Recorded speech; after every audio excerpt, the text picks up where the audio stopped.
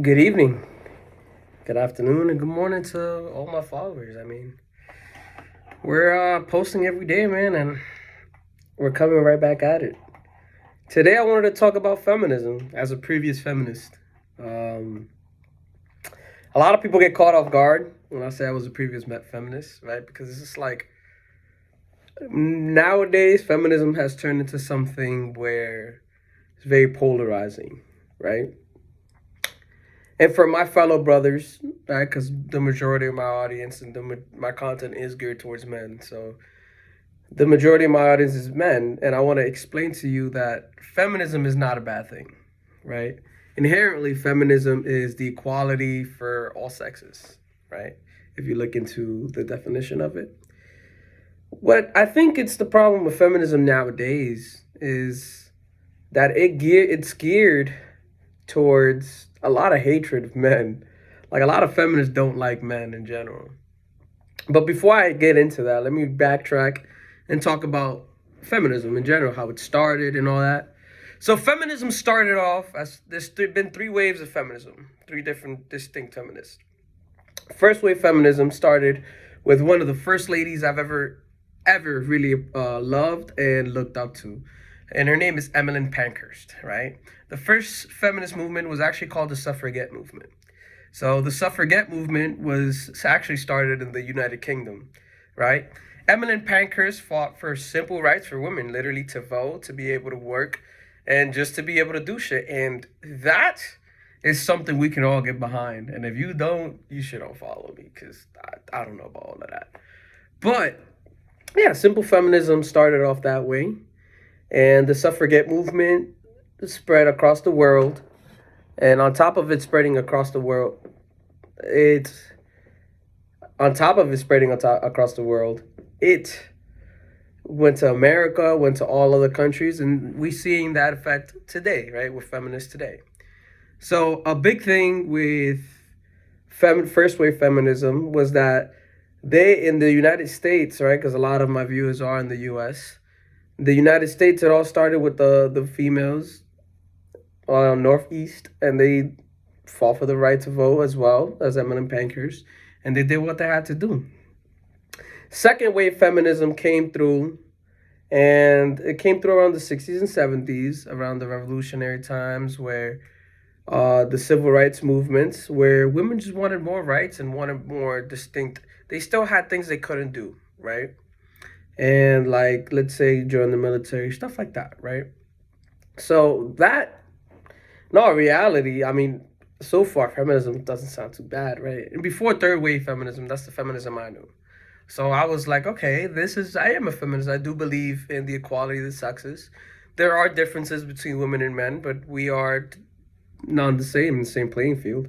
And I think that although we are not exactly equal, we are equal in the women's sense. But you see, when women say they're equal, all they're trying to say is that they're like even with us, like they're the same. And then when we say we're equal, it's like we think about it as like, okay, I can fight you. Like we're equal now, like in all types of way. Girls have a different way of saying that, right? Because a lot of women think with their feelings. It's kind of weird, right? Like we think more like straight line, and they think like bounce around. My favorite example is right a guy situation like you mean to you have two guy friends, right? Okay, they go like this. They start off here. Hey, you want to go out tonight? Yeah, cool. We're gonna go out. Where you want to go out to? Oh, let's go to the bar. All right, cool. I'll meet you there at 9 o'clock. Boom. That's that. That's the conversation. Now, women, they'll be like, "Hey, how are you? I'm doing good. What about yourself? Oh, I'm here. You know, this, that, and the third." They talk for 2 hours. They bounce around. I did my hair. I did my nails. All this and the third. Oh, do you want to go out? Yeah, sure. But where do you want to go? Oh, yeah, I want to go here, but it's not giving. Oh, but this not giving. The bar's not giving. But you see, they bounce around, cause women are more like a flowy type of gender. Like, and a lot of guys don't understand that. So that actually entails to what I'm going to say with third wave feminism. So with third wave feminism, it's a lot of feminists now are sadly hurt women, right? It's the same thing as red pill space. It's a lot of hurt men, right? Because of just different shit that happens in society, and they're hurt and shit like that. They're You know, a lot of women nowadays have been raped. That's the sad grape. I gotta say grape, because you can't say that word on YouTube. So a lot of women have been raped, and the thing that happened is it's just like, that changes who you are, and that changes the way you look at men, because the majority of the reported ones are men, right? There's women that do it, and we'll get into that in the future, but the majority of people that report it are women. So third wave feminism now, it's fueled emotionally. It's not based on, a lot of it is not based on just simple facts. I mean, the simple facts they do have are misconstrued, right? And when you have misconstrued facts like the wage gap, right? They want to say the wage gap, but they don't put any context to it. Women do make 70 something, 80 something cents to a man's dollar, but the reason for that is men work more, and where men have higher wage, like paying jobs, because they go into higher paying fields. Now the reason for that is women. I mean, the older you get and the older I've gotten, I've understood that women go into these fields of health. Like, a lot of women I know are nurses, want to be doctors. My shorty personally wants to be a PT, right? And it's all nice, but it's all goes into your nature. As men, we want to work more with our hands. You want to build stuff, you want to be an engineer, you want to be a lawyer, all that. There's women that are lawyers and all that, and it's just, that's really what it is. So in our previous generations, women were paid less than men. Now, I have an interesting take on that, because I think that if you're a millennial, right, anything below a millennial, I'm pretty confident that women will make more than men in the future. And the reason I say this is because if you look at college graduates, right, 60 to 70% are women. So all these high paying skilled jobs are gonna be women. So like, women are starting to get into those fields.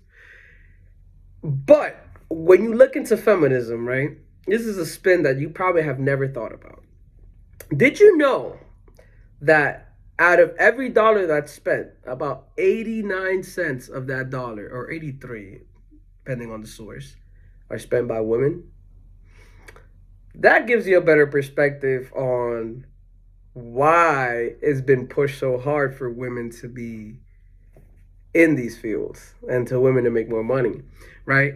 Because what I've noticed is, in our capitalist society, that they don't really give a flying rat about our rights or anything like that. What they care about is making money. So a big way they started it, right, was girls' Sex in the City, right? And that was a big change, right? Because all of a sudden you saw women like pimping out dudes, right? And, living the city girl life. And the producers of it actually said, I mean, you guys can look this up on your own.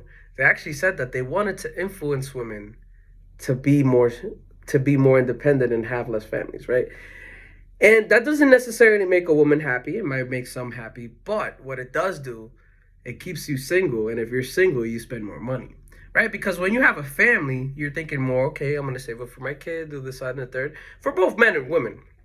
But even so, right, there's more money to be spent with a single woman and man than there is with a family unit. Now, family units keep the cohesion of society and keeps the values good, but single women and single men, they spend more money. So if you have single men and single women, right, which they've already pushed upon, and then you notice that women spend more money. And if you think this is wrong, right, for all my women that are like, oh yeah, this is not true, whatever, I want you to go into any clothing store, any of them, literally H&M, American Eagle, any clothing store that doesn't outright say men on it, and tell me what section's bigger, the female section or the men's section. And then you'll understand that it's just like every goddamn store, the female section is bigger. Why? Because women are the biggest consumers in this country, by far. I mean, I don't know about worldwide, but in the United States, they're the biggest consumers. So when you go into that, right, and you see the feminism, how it's construed, right? It's feminism nowadays, a lot of it is funded by big corporations.